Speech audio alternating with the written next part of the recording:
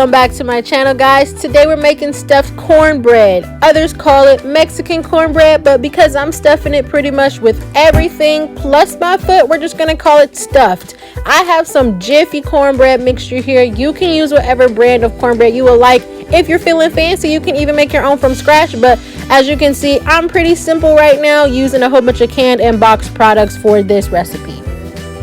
I love these tomatoes, guys, but I believe there's a typo there. It really should not say mild. These things are absolutely spicy, so they really should say hot, okay? Just beware.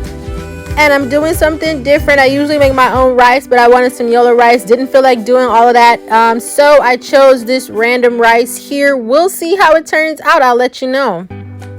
By the way, that meat is ground beef, but I'm going to list all of the ingredients in the description below.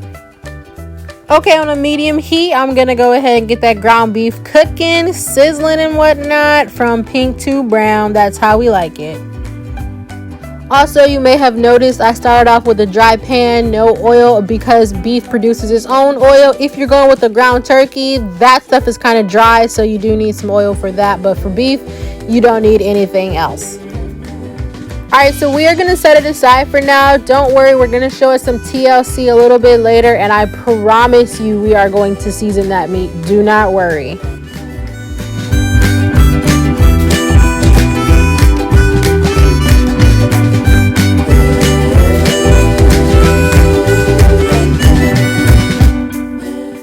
Alright, let's look at this rice now. I have never used any kind of instant, pre-made, yellow baggy rice like this before, but I'm interested. So let's look at the ingredients.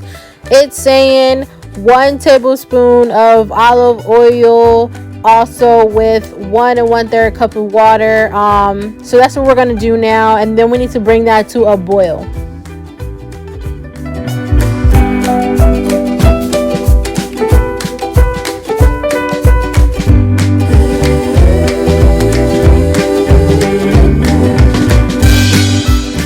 Okay, so now that the water is boiling, it's time to stir in our rice. I failed to mention earlier that when you are boiling or heating up the oil and the water, you want to do it on a high heat so it can get as hot as possible.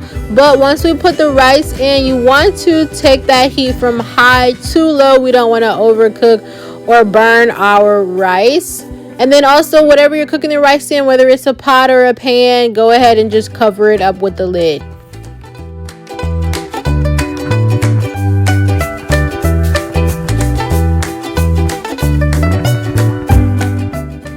And now we're gonna let that sit and cook for 20 minutes. Now we're gonna tend to our canned products. We have black beans, those mild tomatoes, and sweet corn cream style. And then of course we have a can opener here.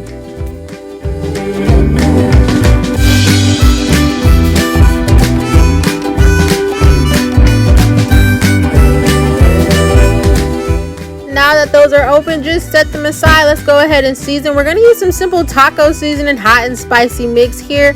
And then we're going to add one by one each of our canned products that we just opened.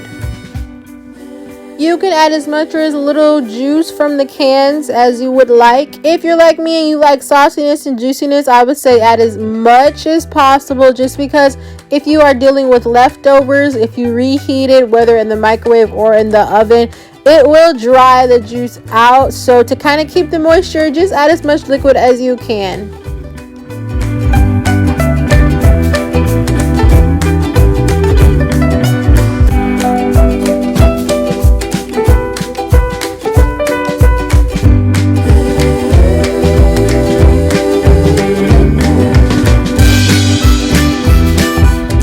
So the taco seasoning earlier was just like a base seasoning, but it wasn't enough, so go ahead. I'm adding paprika, of course. You know I love my color, garlic, as well as some onion powder, and then some more seasoned all. I would just say wing it, honestly. I usually just put enough just to cover the top, like you see here, but again, always you can definitely season to taste.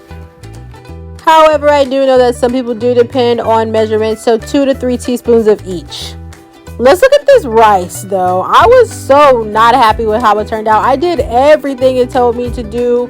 I don't know if it was because my stove is really gets really hot or what the case is, but it burned and it dried and it stuck to the bottom, and I was so not pleased with how it turned out. But it's fine. I didn't need a ton of rice, so I used what I had.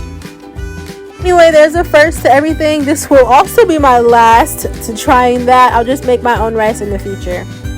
Okay, Jiffy says to set the oven to 400. However, this oven gets hotter than a day in California, so we're only setting it to 350. But you all know your oven's better, so if you need to set it to 400 or on a lower heat like me, go ahead and do that. Alright, pretty simple. I'm just following the instructions to make Jiffy cornbread. For this recipe, I'm using 2 boxes, so I'm just doubling the ingredients. So for one box, it takes 1 egg and a 1/3 cup of milk, so I'm just doubling that here. And then I also added a little bit of vanilla. You don't have to do that. It's just something that I like to do. Whatever you're using to bake your cornbread, just spray it with some spray oil or some spray olive oil just so that it doesn't stick. That would be a disaster. Now we're gonna go ahead and just do our first layer of cornbread mixture. And let's lay some of our meat and veggies that we worked so hard on.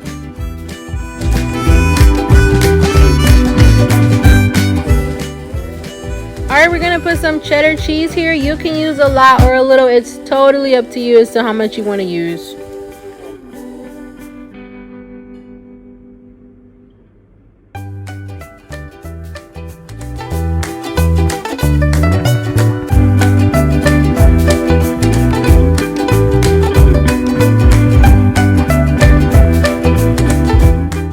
Alright, once all your ingredients are in there, go ahead and add a last layer and then throw it in the oven. Mine baked for about 30 minutes on 350, and this was the result. It looked so good. It looked like a cake, honestly. And then I put a little bit of butter on top, and this is how it looks after I cut a slice. I went ahead and added some cilantro and some sour cream with some lime seasoning, and it was great.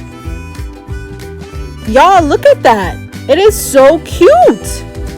Anyway, it had to taste to back up the looks. I will be making this again in the future, but for now, stuffed cornbread, you've been cooked.